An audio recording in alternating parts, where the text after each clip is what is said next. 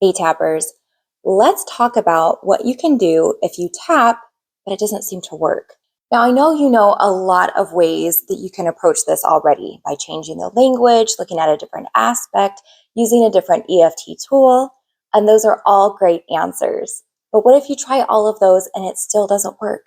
One big blind spot that I feel like we all tend to have when we approach something with EFT as a healing modality is maybe it's something that doesn't need to be healed so much as validated. Let me explain. I have two examples that are recent in my life that I want to use and share with you. One is I've been struggling with some energy and some emotions that I just couldn't link to anything and they just weren't making sense.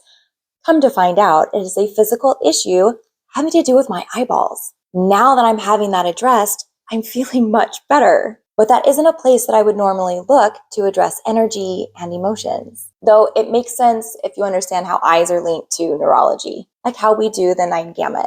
Second example, I, for years, have tried to tap away the feelings that I get when I perform because most of my life I have been a performer, whether it's on video or on stage. I finally came to the realization, like this week, I'm not a natural performer.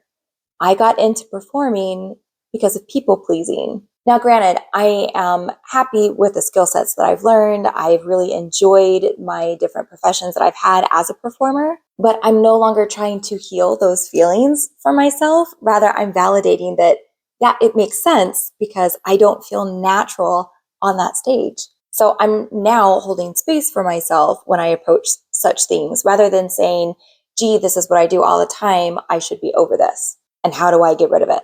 It's different.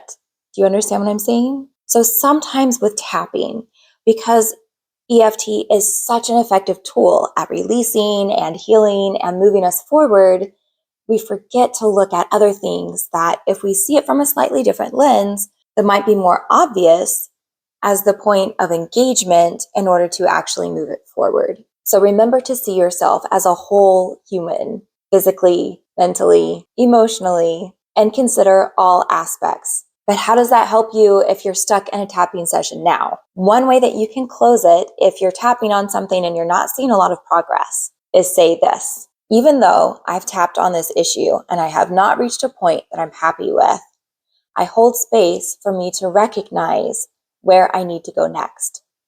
Even though I really thought this might have unwoven this for me and it didn't, I hold space for me to realize what I need to look at that maybe I haven't thought of yet.